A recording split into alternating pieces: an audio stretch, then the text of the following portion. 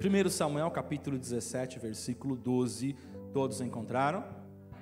Glória a Deus. Diz assim a palavra do Senhor: Davi era filho daquele efrateu de Belém de Judá, cujo nome era Jessé, que tinha 8 filhos. Nos dias de Saul, era já velho e adiantado em anos entre os homens. Apresentaram-se os 3 filhos mais velhos de Jessé a Saul, e o seguiram à guerra. Chamavam-se Eliabe, o primogênito, o segundo Abinadab, e o terceiro Samá. Davi era o mais moço, só os 3 maiores seguiram Saul. Davi, porém, ia a Saul e voltava, para apacentar as ovelhas de seu pai em Belém. Chegava-se, pois, o filisteu pela manhã e à tarde, e apresentou-se por 40 dias.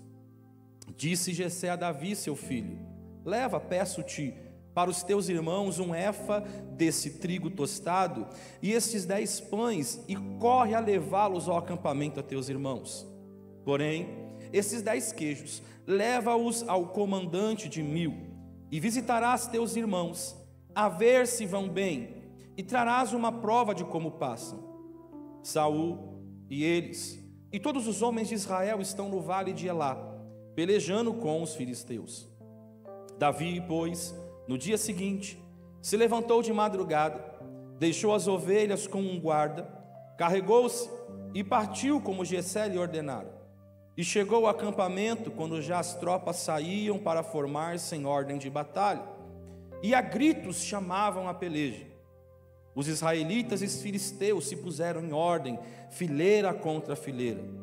Davi, deixando o que trouxera aos cuidados do guarda da bagagem, correu à batalha, e chegando, perguntou aos seus irmãos se estavam bem. Estando Davi ainda a falar com eles, eis que vinha subindo do exército dos filisteus o duelista, cujo nome era Golias, o filisteu de Gates, e falou as mesmas coisas que antes falara, e Davi o ouviu. Amém? Senhor, nós te louvamos, te agradecemos nessa noite pela tua palavra que foi lida. Tua palavra é a maior revelação para as nossas vidas, Espírito Santo. Pai, fala conosco nesta casa hoje, fala conosco neste lugar, cada irmão, cada irmã, Senhor Jesus, que aqui está, aqueles, Senhor, que estão ouvindo essa mensagem pelo nosso canal. Pai, que esta palavra venha encontrar morada, Senhor Jesus. Pai, que essa palavra venha encontrar, Senhor, um terreno fértil, para que ela prospere, para que ela cresça, Senhor, para que ela alimente, para que ela fortaleça, para que ela traga cura, força, vitalidade para o teu povo, Senhor Jesus. Nós precisamos ouvir a tua voz, estamos aqui porque queremos ouvir a tua palavra. Por isso, Senhor, que eu diminua e o Senhor cresça, Senhor, porque eu por mim não tenho capacidade nenhuma, Senhor, mas é o teu Espírito Santo, é pelo teu Espírito Santo que convence o homem e a mulher, que mostra e abre o entendimento. Por isso, fala conosco, é o que nós te pedimos e te louvamos em nome de Jesus. Amém, amém. Os irmãos podem se sentar.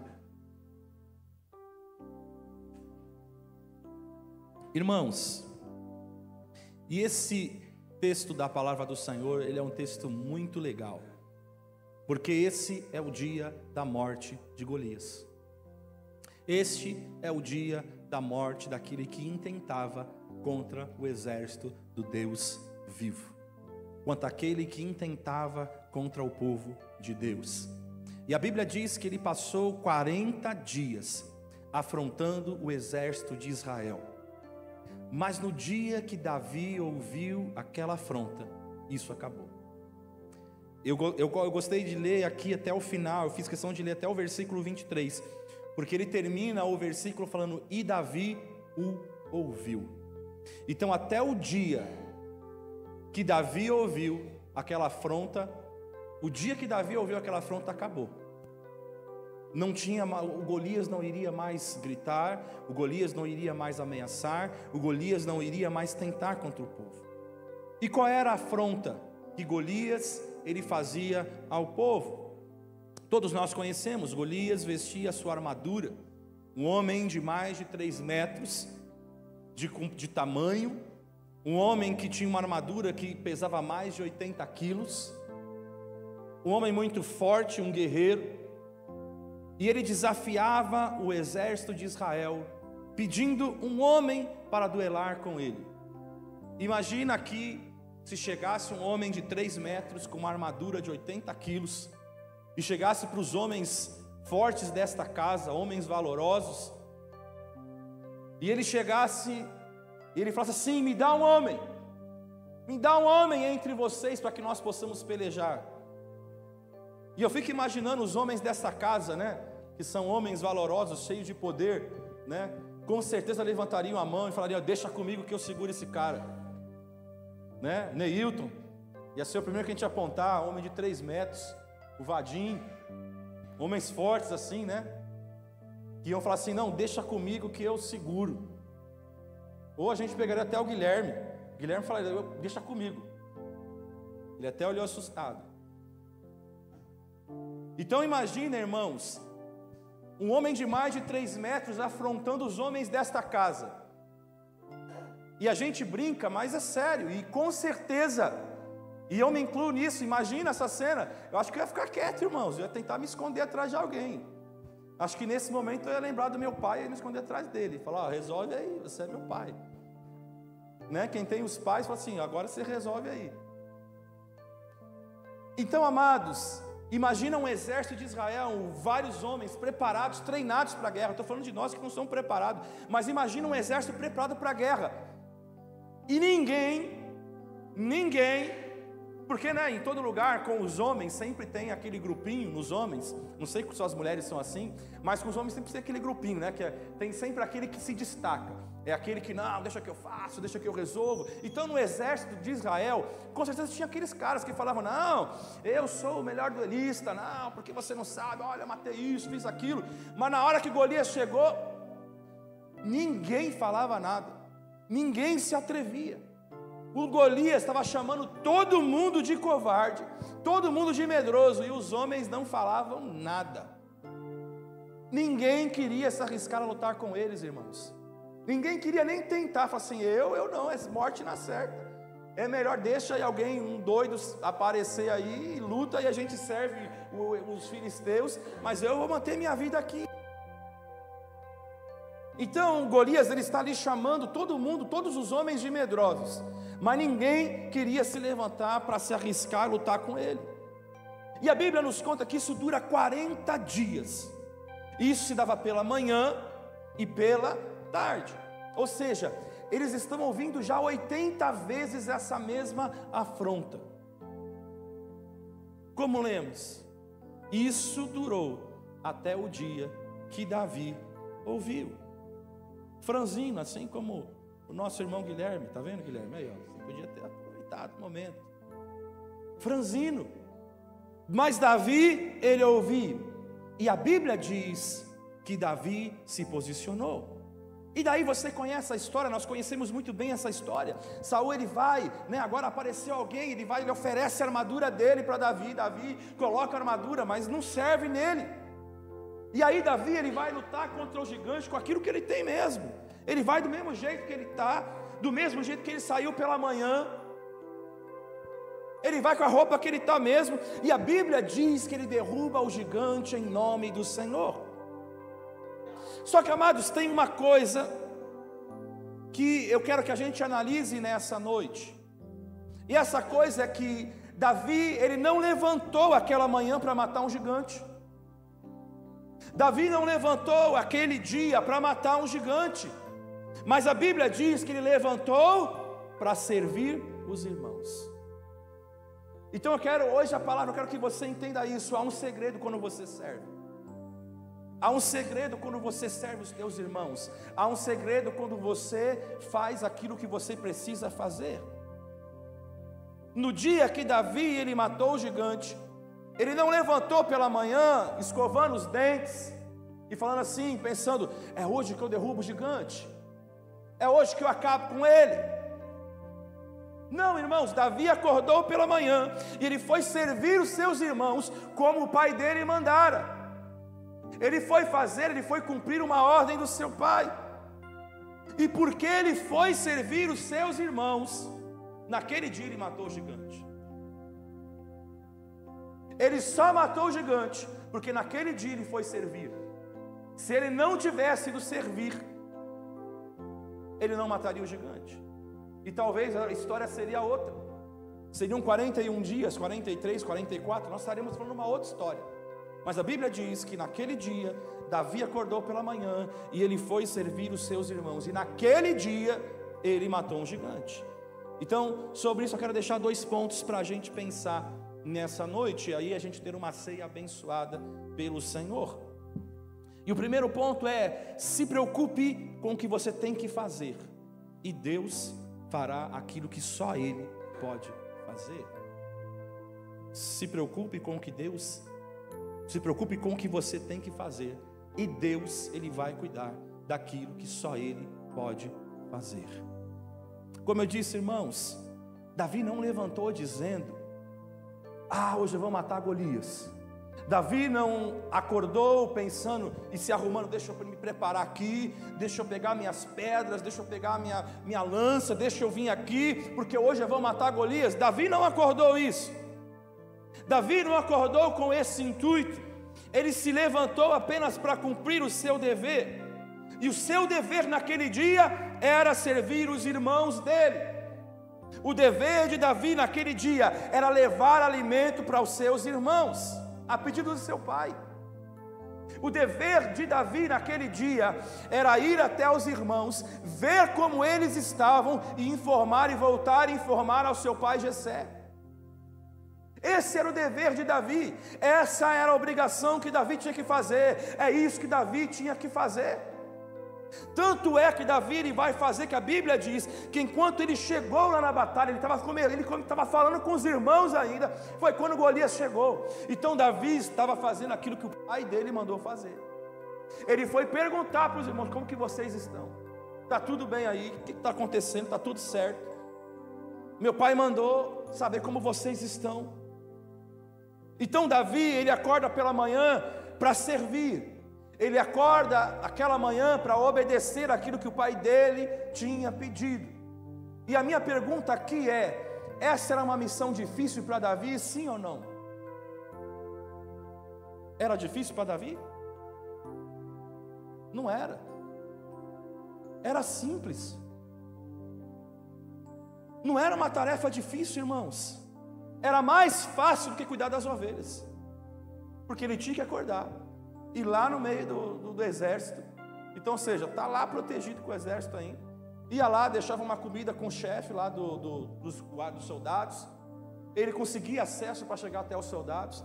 Ia lá, levava comida para os irmãos, perguntava como os irmãos estavam e depois voltaria. Esse era o papel de Davi. Então, era fácil, era simples. Agora, perceba a atitude de Davi.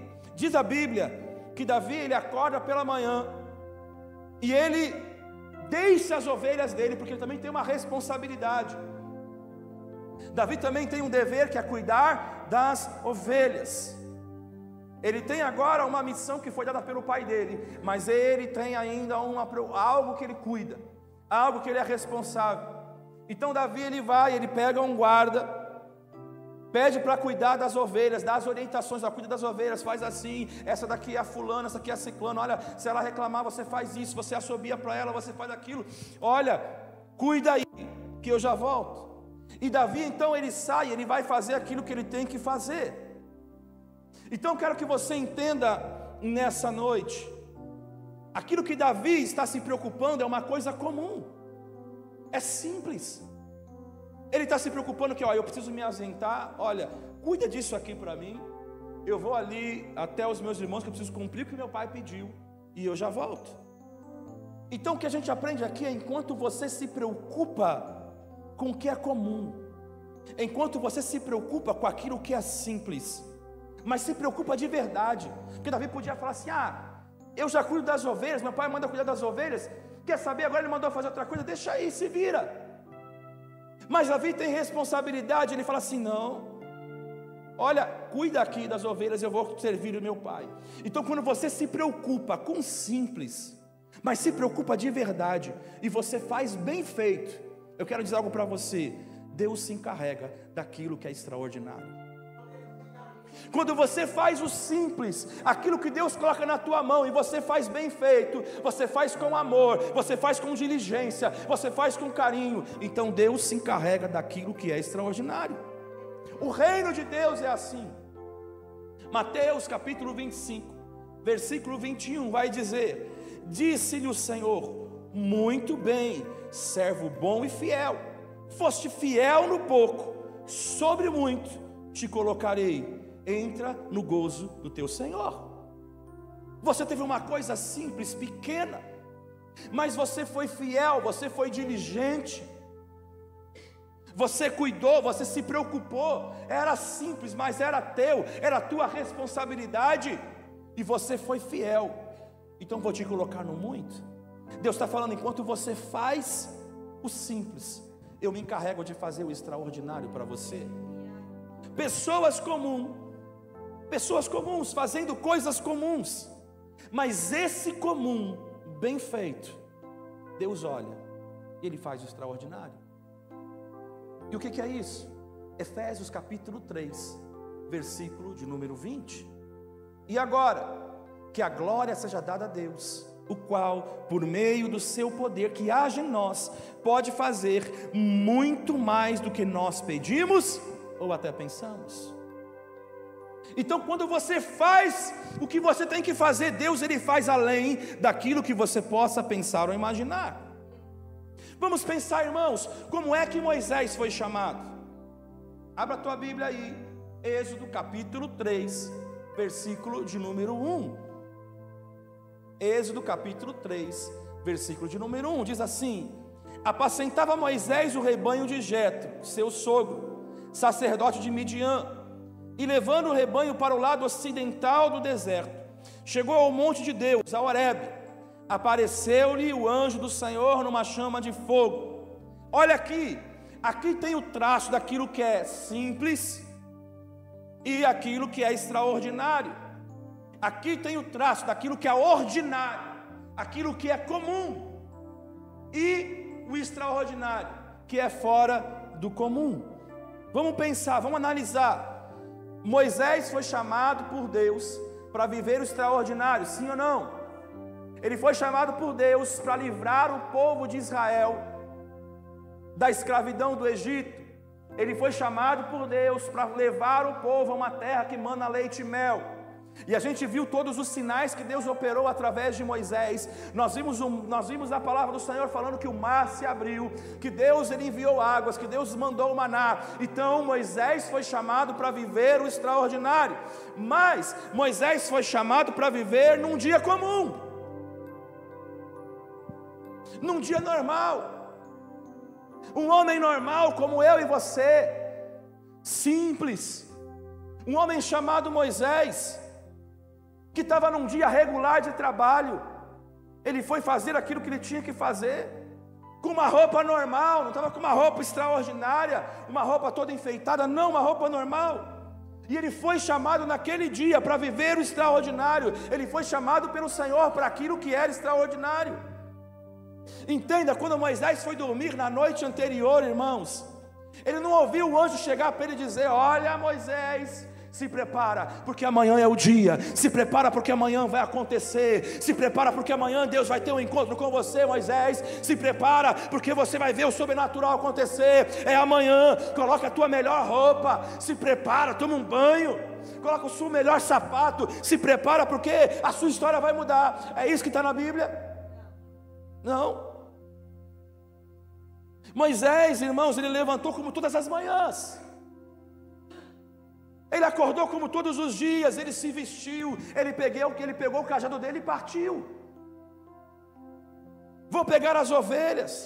E ali ele vai enfrentar os mesmos problemas. Ali ele vai enfrentar o mesmo sol escaldante. Ele vai fazer o mesmo caminho. Ele vai encontrar os mesmos buracos que ele já sabe onde estão. Sabe quando você faz um caminho todo dia, você já sabe todo, aqui não piso, aqui eu vaço, eu viro aqui, você já sabe o caminho todo. Moisés vai fazer esse caminho de novo. As mesmas ovelhas são as mesmas ovelhas.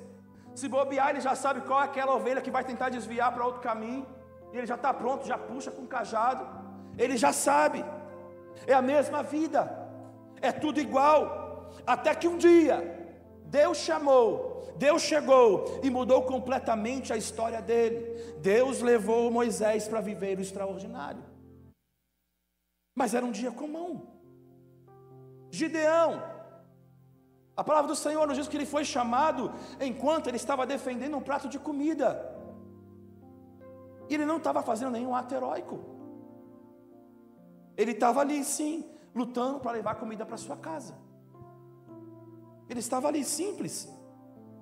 Então entenda isso, Davi não saiu para matar um gigante. Davi não saiu com esse intuito, eu vou matar um gigante chamado Golias. Ele saiu para obedecer seu pai. Ele saiu para cumprir uma tarefa que lhe foi designada, levar comida para os seus irmãos, saber como seus irmãos estavam. E enquanto ele fazia isso, Deus estava preparando o extraordinário para ele. Ei, Deus está falando comigo e com você. Enquanto você faz o que é comum, Deus cuida do extraordinário. E esse é o ponto que você precisa entender. Porque às vezes Deus nos coloca um pouco, mas a gente não consegue fazer aquilo que Deus colocou na nossa mão bem feito, porque a gente acha que Deus deveria estar dando o extraordinário para a gente. Mas Deus fala: ei, você não consegue fazer aquilo que é comum, que eu dei para você. Como você vai esperar que eu faça extraordinário na tua vida? Se você não consegue ser fiel no pouco, como você vai esperar que eu te acrescente no muito? E esse é o ponto. É isso que Deus está falando conosco hoje. É uma noite de reflexão. Olha o Paulo também, abra aí Atos capítulo 9. Atos capítulo 9, versículo de número 26. Atos capítulo 9, versículo de número 26. A Bíblia diz assim: tendo chegado a Jerusalém, procurou juntar-se com os discípulos. Todos, porém, o temiam, não acreditando que ele fosse discípulo. Mas Barnabé, tomando-o consigo, levou-o aos apóstolos e contou-lhes como ele vira o Senhor no caminho, e que este lhe falara em como em Damasco pregara ousadamente em nome de Jesus. Estava com eles em Jerusalém, entrando e saindo, pregando ousadamente em nome do Senhor. Falava e discutia com os helenitas, mas eles procuravam tirar-lhe a vida. Tendo, porém, isso chegado ao conhecimento dos irmãos, levaram-no até Cesareia, e dali o enviaram para Tarso. Olha que interessante, Paulo havia se convertido, ele teve um encontro com o Senhor, Jesus se encontrou com ele, e assim que ele se encontrou com Jesus, Paulo ele começa a pregar, ele começa a falar do nome do Senhor, ele está sozinho. E aí Barnabé vai levar ele para os discípulos, mas quando chega nos discípulos, a palavra de Deus diz que os discípulos não acreditavam. Deve ser um plano, porque a igreja está estabelecendo em Jerusalém, e ele foi o cara que estava ali apoiando na morte do Estevão, ele foi o responsável pela morte de Estevão. Certamente esse cara ele está aprontando alguma coisa para a gente. O que os discípulos eles vão fazer agora? Ah, você está convertido? Beleza, meu irmão, glória a Deus. Vamos lá para Cesareia. Olha, vai lá para Tarso. Fica lá, você não é de Tarso? Fica lá, irmão. Vai na bênção, vai na fé. Paulo havia se convertido, mas a igreja de Jerusalém não acredita plenamente na sua conversão.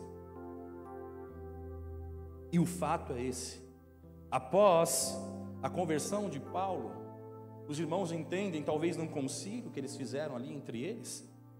Vamos enviá-lo de volta para Tarso. E a Bíblia diz que Paulo vai. Paulo está obedecendo. Mandaram ele ir para Tarso, então ele vai e ele obedece. E a Bíblia diz que ele fica lá. A pergunta que fica para nós, a depender da igreja de Jerusalém naquele momento, Paulo seria escolhido para fazer alguma coisa, sim ou não? Não. A prova é que ele foi enviado para Tarso. Eles não aproveitaram e falaram assim: vamos pegar o Paulo aqui. Não, Paulo, vamos começar a pregar. Não, eles enviam Paulo para Tarso. Os irmãos mandam ele de volta para casa, mas você não vê Paulo reclamando.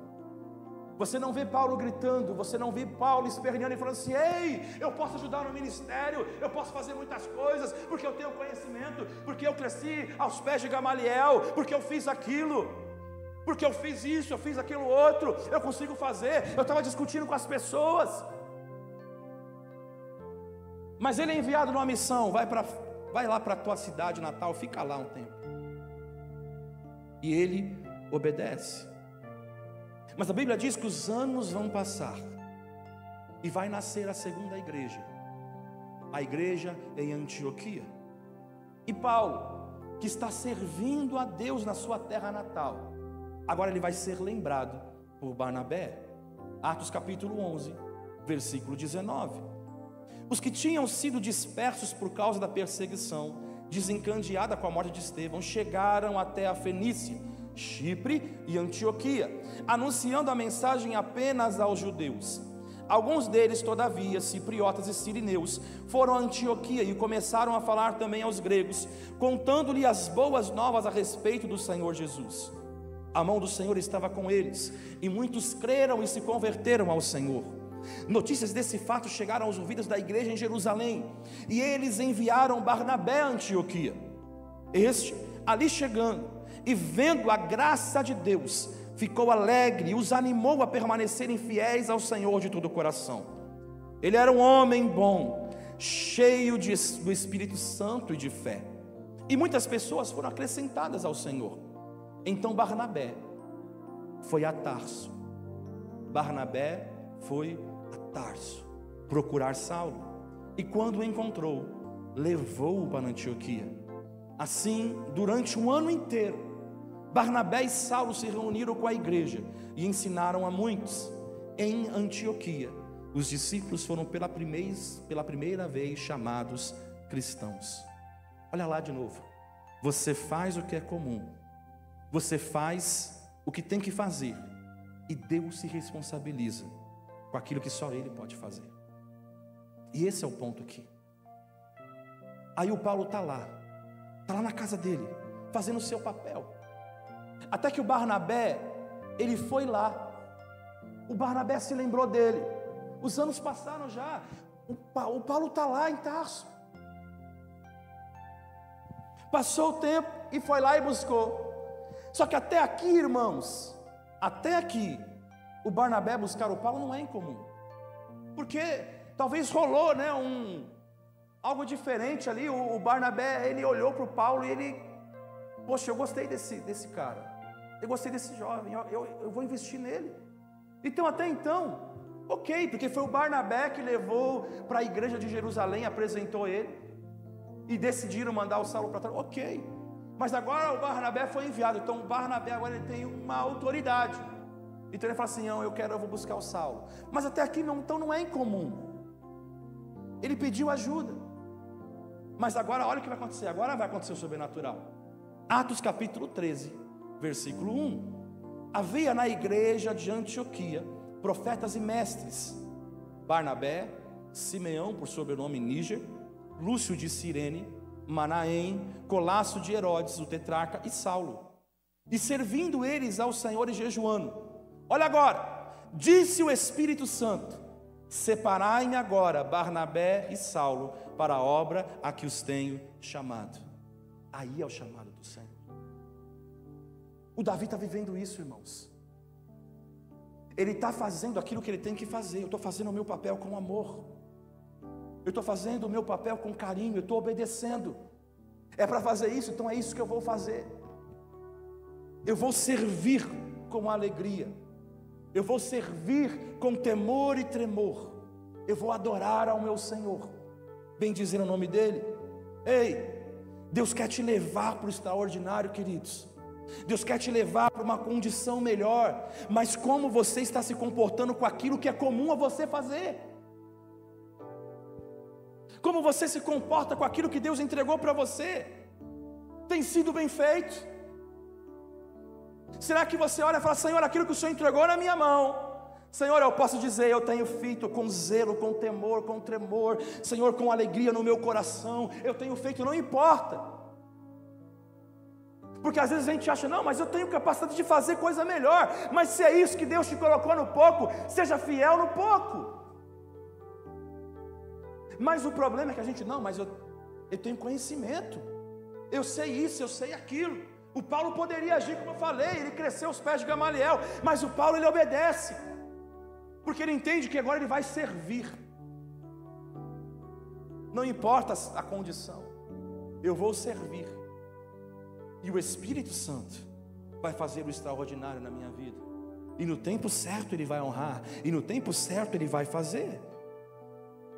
E nós chegamos aqui ao segundo ponto. Aprenda a controlar aquilo que está no seu controle.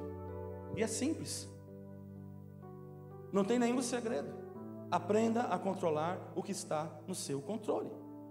A nossa vida, ela pode ser dividida em duas partes. A que está no seu controle e a que não está no seu controle. Ok? Todo mundo concorda? Então a nossa vida é isso. Aquilo que está no meu controle e aquilo que não está no meu controle.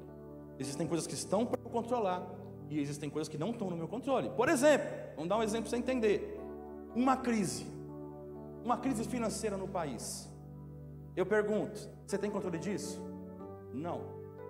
É global. Eu não tenho controle disso. Mas você controla como você vai reagir à situação, sim ou não? Você controla. Por exemplo, nesse caso, numa crise que você fala assim, opa, vou começar a conter despesa. Vou fazer alguma porque está no meu controle. Então, tem uma crise, então peraí, vou cortar isso aqui é supérfluo, nesse momento não é a hora, eu vou começar a cortar. Então isso é o que está no seu controle. E como você vai reagir a isso? Você já parou para pensar, irmãos? Porque muitas pessoas não conseguem se tornar relevantes. Todos nós queremos se tornar relevantes. Mas por que muitas pessoas não conseguem se tornar relevantes? Todos aqui, que estamos aqui hoje, conhecemos, ou já vimos, ou até seguimos pessoas que vivem um tipo de vida cheio de energia e prosperidade, sim ou não? Você conhece, você já viu, você segue. Porque hoje, né, tantas redes sociais que você vê. Então, aí você vê, elas acordam cedo, elas viajam, elas trabalham, elas curtem a família, e fazem isso, e faz aquilo outro, e faz mais aquilo outro. Parece que o tempo não tem fim para essas pessoas. Você fala assim, como que a pessoa consegue ver tudo isso, enquanto o meu tempo não tem tempo para nada? Parece que o tempo dessas pessoas, sei lá, estica, enquanto o nosso só está encolhendo. Mas a questão é, todo mundo tem as mesmas 24 horas, sim ou não? E a gente tem que decidir o que a gente vai fazer com elas. A gente tem que decidir o que a gente vai fazer com esse tempo. E é isso que vai determinar se você vai avançar ou se você não vai avançar. Isso que vai determinar se você vai chegar no alvo ou se você não vai chegar. Porque a nossa vida é o que as nossas atitudes vão fazer dela. Essa é a nossa vida. Quando a gente pensa em controlar o que está no nosso controle, é literalmente separar as coisas que você não tem controle, e aí você pegar as coisas que você tem controle e colocar todo o seu empenho nas coisas que você controla. É você pegar tudo isso e falar assim, isso aqui está no meu controle, isso aqui é meu, está no meu controle, então isso aqui não está no meu controle, então isso aqui fica aqui porque não está no meu controle, mas isso está no meu controle, e eu vou focar toda a minha energia naquilo que está no meu controle. Porque entenda algo, irmãos, tem gente que fica o dia inteiro vendo fofoca, sim ou não? Vamos ser sinceros, irmão, cuidado quando você está abrindo aí, você vê fofoca, você sabe de tudo que está acontecendo, fica vendo a vida dos famosos, você sabe tudo o que acontece, sabe tudo sobre a política, sabe tudo sobre o tempo, sabe tudo sobre o futebol, sabe tudo sobre as novelas, sabe tudo sobre as piadas, a piada do momento você sabe, mas no final não fazem nada pela sua própria vida. Tudo isso não faz nada pela sua própria vida. Entenda algo, eu não estou dizendo que você não pode ver nada disso, mas quanto tempo você dedica em coisas que você não tem controle? Porque a vida do famoso você tem controle? Você controla a vida dele, se é o pai, a mãe, o irmão, alguma coisa, você fala, faça isso, faça aquilo. O time de futebol você tem controle para falar para o presidente, contrata fulano, contrata ciclano. Você não tem. Mas a gente dedica maior tempo ali, não, porque não sei o quê. E a gente comenta, a gente fala e acontece, pá, e não sei o quê. Então eu pergunto para você: quanto mais forte, quanto mais saudável, quanto mais espiritual você tem se tornado vendo tudo isso? Faça uma análise. Hoje é um culto de análise. Hoje é um culto de reflexão. Porque tem pessoas que elas dizem almejar fazer tantas coisas para Deus, mas eu pergunto: onde está teu foco?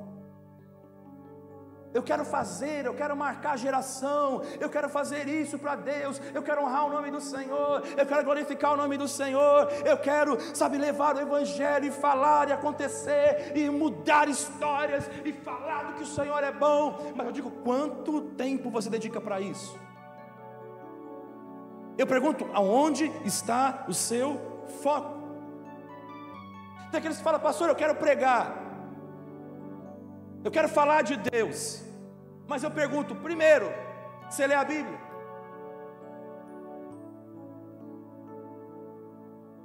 Ou se você não lê a Bíblia, pelo menos você vem no estudo bíblico, para você conhecer um pouquinho mais. Você quer ter mais intimidade com Deus, mas quanto tempo você dedica de oração? Quanto tempo você dedica de culto? Quanto tempo você dedica de comunhão com Deus, de vida com Deus?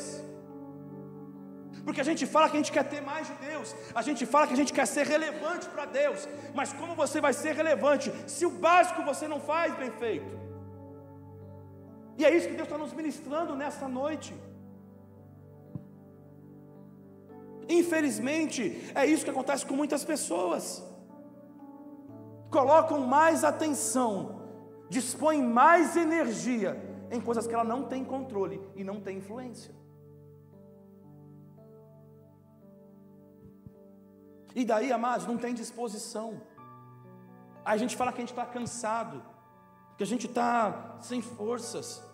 A gente não tem forças, e é verdade, porque a gente dedicou tanta nossa atenção para aquilo que não edifica a nossa alma, não nos leva para o propósito, que a gente não tem forças para focar naquilo que realmente vai trazer crescimento na nossa vida material, na nossa vida espiritual.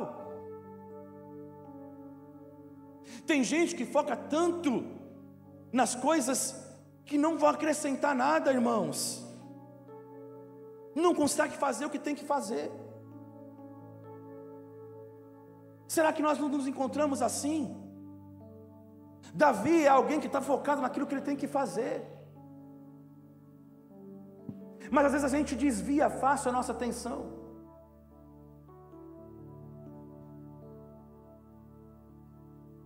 E às vezes quando você está ensinando uma criança, e você está falando assim: olha isso, às vezes estou lá tentando, né? Eu faço, minha esposa faz mais do que eu, e com certeza ela vai falar com muito mais propriedade que eu, mas a gente está explicando lá, né, para os nossos filhos e tal. Aí daqui a pouco você vê que ele já está navegando, está em Nárnia,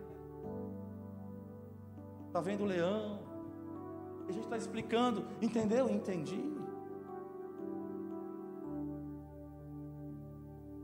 Eu gosto às vezes de fazer esse exercício. Você entendeu? Entendi. Tá, então me fala o que eu acabei de falar.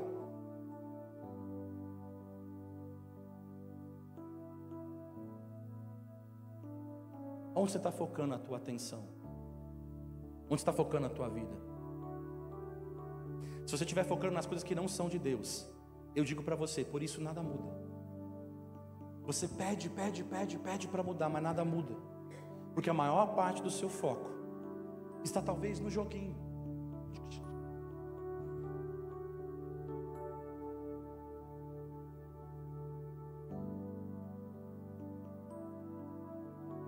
Ontem nós estávamos no casamento do Mateus, e o pastor falou o quê? O que o pastor falou lá para o Mateus? Falou assim: agora a sua vida vai mudar. Agora você não vai ficar dedicando tempo no joguinho, né? Não vai dedicar o seu tempo o tempo inteiro na guitarra. Não que você não vai fazer isso, mas o teu tempo todo agora não vai ser isso. Você vai dedicar agora para tua esposa. Atenção, comunhão, relacionamento. Se você quer ter comunhão, relacionamento com ela, você vai dedicar mais tempo para ela. Mas a gente fica lá no joguinho. A gente está lá discutindo se é o candidato A ou se é o candidato B.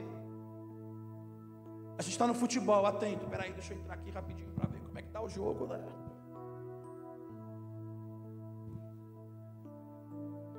Enfim, nosso foco está em outras coisas.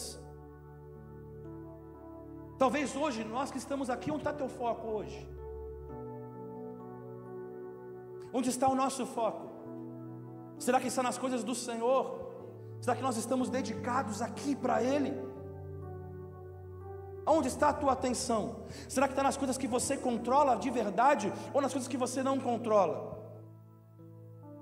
Por isso, irmãos, não é raro chegar outra pessoa no trabalho ou até na igreja, irmãos, e se tornar mais relevante com você.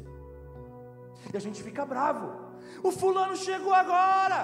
Eu estou aqui há muito tempo e ele está lá e eu estou aqui ainda, não saio do lugar. Mas eu pergunto, por que você não sai do lugar? Onde está teu foco? Por que o fulano que chegou agora está numa posição diferente que você? Porque o foco é diferente. Aí você chama o irmão para falar. Traz uma palavra aí, meu irmão.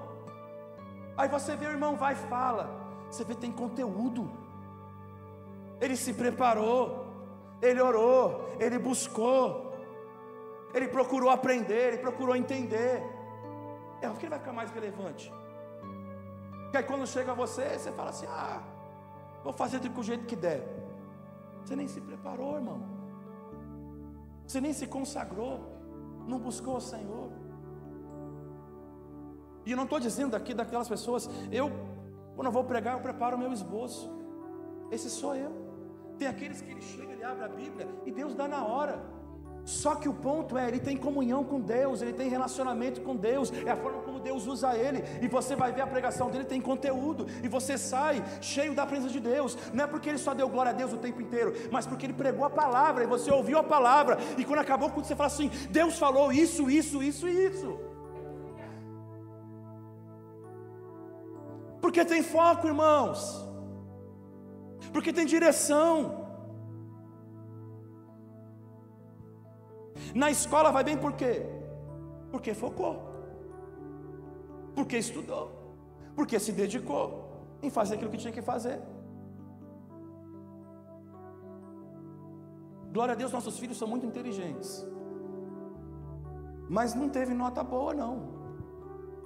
Um dos meus filhos não tirou uma nota tão boa. Não foi ruim, não foi ruim, mas para o padrão que nós esperamos, para a dedicação que a minha esposa dá para eles, poderia ter sido melhor.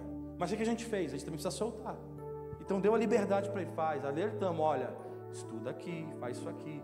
Mas ele, não, isso aqui eu manjo, isso aqui eu sei, isso aqui deixa comigo, isso aqui, terminou a prova, e aí filho? Não, tirei, 9, pelo menos 9. Quando chegou a nota, aí é a hora que a gente ensina, fala assim, onde estava o seu foco? Você deixou a soberba, você deixou o orgulho ser mais alto. Você falou assim, não vou me dedicar para isso como eu deveria me dedicar. Eu vou fazer de qualquer jeito. E o que vai acontecer? Você vai errar.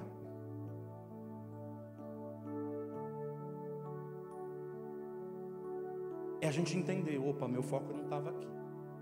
Hoje eu passei a manhã e uma parte da tarde estudando guitarra com meu filho. Vamos lá, vamos, vou te ensinar o solo. Aí ele foi, um dos solos, beleza. Foi, solou hoje, passei para ele, ok. Passei um outro, era para ele solar uma outra música. E ele ficou treinando, eu fui passando para ele.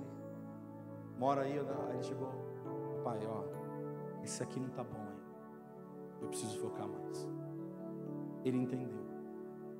Porque talvez a gente vai pela emoção, não, eu vou fazer, e eu vou, né? Que é o momento do solo e todo mundo vai ver. Mas ele entendeu, opa, não tá bom. Então não vou fazer. Deixa para uma outra oportunidade. Isso é maturidade. Eu preciso focar mais. Não deu para pegar tudo isso aqui. Eu preciso fazer bem feito aquilo que eu fui chamado para fazer. E Deus está falando com você, como você está fazendo hoje? Pare de colocar o foco naquilo que você não controla e começa a focar naquilo que realmente você pode fazer. Para de ficar só apontando e falando, ah, mas o fulano, mas o Beltrano. Foca naquilo que você pode fazer, querido. Foque naquilo que Deus colocou na tua mão e faça bem feito. Porque Deus vai honrar você no teu ministério, Deus vai honrar você naquilo que você fizer, Deus vai honrar você na tua escola, Deus vai honrar você no teu trabalho, Deus vai honrar você na tua casa. Foque naquilo que Deus colocou na tua mão, foque naquilo que Deus entregou para você e faça bem feito. Davi, ele vence o gigante quando ele percebeu que ele podia fazer alguma coisa. Davi só não foi presunçoso, não foi orgulhoso, falou assim, eu vou enfrentar Golias.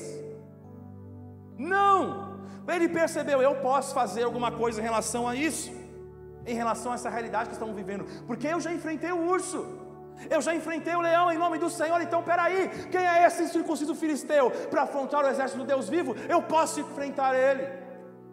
Então não é presunção, é de alguém que tem foco, é de alguém que preparou, que sabe, o Senhor está comigo e o Senhor vai me honrar. Ele esteve comigo nas mais diversas situações e Ele estará comigo novamente.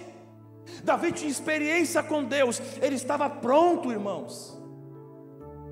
Ele tinha fé para viver o sobrenatural, para ver a mão do Senhor, para ver a mão de Deus agindo sobre a vida dele. Deus te chamou. Eu pergunto, o que você fez até hoje? Você leu a Bíblia? Talvez você quer pregar, você escuta pregadores, você lê a palavra, você lê livros, você anda com pessoas que fazem aquilo que você gostaria de fazer. Então eu quero ser músico, então eu vou andar com quem? Com músico. Às vezes eu falo para o meu filho, filho, você é pequeno, mas você quer ser um guitarrista? Começa a chegar perto dos caras que tocam, meu filho. Fica perto do ministério de louvor. Eu sei que você é criança, mas não é o teu foco? Então vai em direção ao teu foco. Se relacione com pessoas que falam, opa, eu quero pregar, então eu vou andar perto do pastor Paulo. Vou chegar perto dele. Eu quero aprender mais a palavra. Eu vou chegar perto da presbítera. Presbítera, me ajuda aí. Deixa eu estar ali comendo a palavra que está saindo. Deixa eu estar recebendo o conhecimento que vem da parte do Senhor. Eu vou me aprimorando e Deus vai me dando graça, Deus vai me dando conhecimento.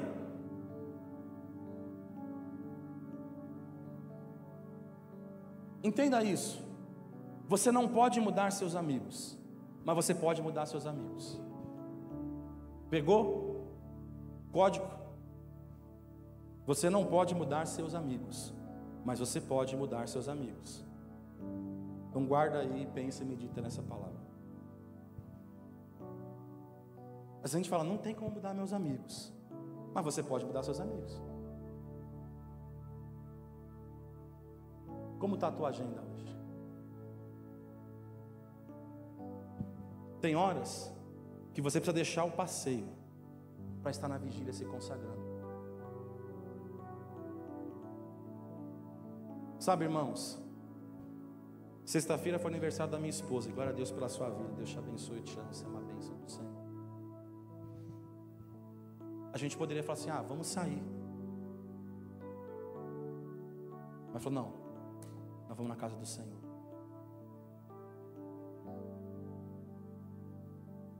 Nós vamos honrar o Senhor. Era lícito? Era, irmãos. Poxa, a gente está sempre aqui. Um dia eu vou lá, vou levar minha esposa para jantar. Mas, poxa, era vigília. Não, nós vamos estar aqui porque nós vamos se consagrar ao Senhor. Porque nós estamos montando um altar com Ele. Porque no dia da adversidade, no dia da luta, a gente tem altar com o Senhor. E o Senhor vai ver. Servo bom e fiel, foste fiel no pouco, no muito te acrescento. Está entendendo, irmão? Não estou falando que você não pode fazer. Mas quais são as suas escolhas? Aonde está o teu coração? Aonde está o teu foco? Onde está a tua agenda? É você controlar o que está no teu controle. É isso. É você se preocupar com o básico e fazer bem feito e fazer no tempo certo, e Deus vai fazer além daquilo que nós pensamos. Às vezes no ministério de louvor tem pessoas, já passou muitas pessoas e perguntaram, pastor, por que você não fez isso, por que você não fez aquilo? Eu falei assim, porque agora o que a gente pode fazer é isso, e é isso que nós vamos fazer. Mas é feijão com arroz, então é feijão com arroz todo dia. A gente come feijão com arroz e a gente se alimenta com ele todo dia. Quando a gente puder colocar batata frita, o bife, outras coisas, a gente vai colocar. Mas enquanto não dá, é isso aqui, é isso que a gente vai fazer. A gente vai aonde as nossas forças podem ir. Mas vamos fazer bem feito. Então, se eu sou um músico, eu tenho que fazer o meu melhor. Se eu sou intercessor, eu tenho que me consagrar. Se eu sou um porteiro, eu tenho que chegar cedo, eu tenho que me consagrar, buscar, recepcionar os meus irmãos. Eu sou o primeiro que entra e o último que sai. E glória a Deus por isso. Ah, mas o fulano deveria. Mas glória a Deus, é que Deus me chamou e eu vou fazer com. É o Mordecai que está fazendo, eu estou na porta. É na porta, o Senhor me chamou para ficar na porta, é na porta que eu vou ficar. E eu vou ser o melhor porteiro que tiver. Ah, mas eu tenho capacidade para isso. Você tem, irmãos. Mas se o Senhor colocou você ali, faça o que Ele pediu para você fazer. Honre ao Senhor, seja fiel no pouco. Vai servir os teus irmãos. Esse é o segredo. Quer viver o extraordinário? Vai servir os teus irmãos. Jesus falou: aquele que quer ser o primeiro, seja o último. Jesus mostrou o quê? Vai servir. O Filho do Homem veio para servir. Jesus serviu. Vai para a guerra que o Senhor está chamando. Deixa o resto para trás. Deixa o resto com Deus. Faz o que Ele te entregou e faz bem feito. Deus quer, irmãos, fazer além, mas nós precisamos nos dedicar para aquilo que Ele nos tem dado. Hoje a gente vai sentar na mesa. A mesa fala de relacionamento. Na mesa a gente conversa sobre o nosso dia, sim ou não? A gente fala, né? Quando nós nos reunimos todas as tardes para a gente tomar o café da tarde, é engraçado, porque o Senhor até me traz a memória isso. Às vezes eu chego e a gente senta para tomar café, senta nós quatro, e aí as crianças começam a falar. E às vezes eu olho para minha esposa, eu quero falar alguma coisa, ela quer falar alguma coisa comigo, e as crianças estão, tá. Eu falei, aí às vezes eu falei assim, mas caramba, vocês ficaram o dia inteiro com a mãe de vocês não falaram tudo que vocês vão falar agora. Mas sabe por que elas falaram agora? Porque agora é a hora da mesa, agora é a hora do relacionamento. Então eles começam a falar tudo. Na escola aconteceu isso, começa a soltar tudo, irmãos. Porque mesa fala de relacionamento, na mesa a gente conversa sobre o nosso dia. E aí? O que você pode falar para Jesus hoje sobre aquilo que você tem feito para Ele? Nós vamos sentar na mesa com o Senhor. E eu quero que você pense isso. Você vai sentar com Jesus. E eu pego o exemplo dos meus filhos que, quando sentam na mesa, eles querem falar e falar e falar. Tudo aquilo que eles fizeram. O que a gente vai falar para Jesus nessa noite? Vamos ficar de pé.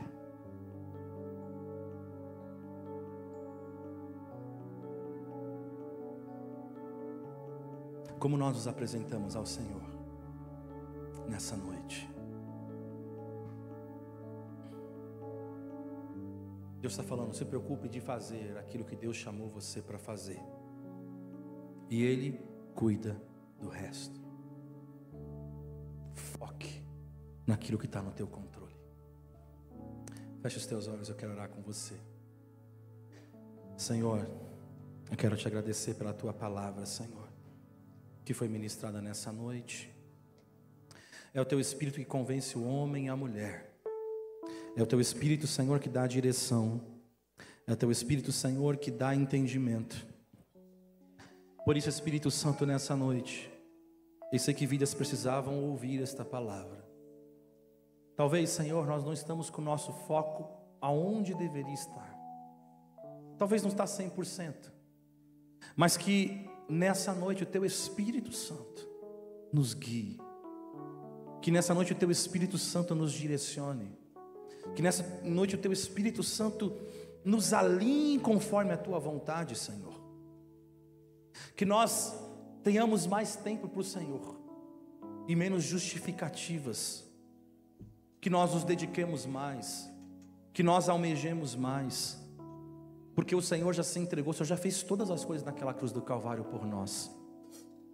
E que nós possamos, Senhor, ter frutos que louvem ao Senhor. Que nós possamos ter frutos que exaltem ao Teu nome, que bendigam o Teu nome. Por isso, nessa noite, Senhor, sobre a tua igreja, Pai, que o Senhor ensine a cada um de nós que aqui estamos a fazermos a nossa parte, a focarmos no Senhor, a olharmos somente para Ti. E aí, Senhor, nós saberemos que nós poderemos viver o extraordinário, porque os Teus olhos nos veem, porque os Teus olhos sabem aquilo que nós estamos fazendo e principalmente com que coração nós fazemos. Por isso, som dos nossos corações, Pai, nesta noite, e assim que nós possamos participar da mesa com o Senhor, uma mesa de comunhão, de relacionamento, em nome de Jesus.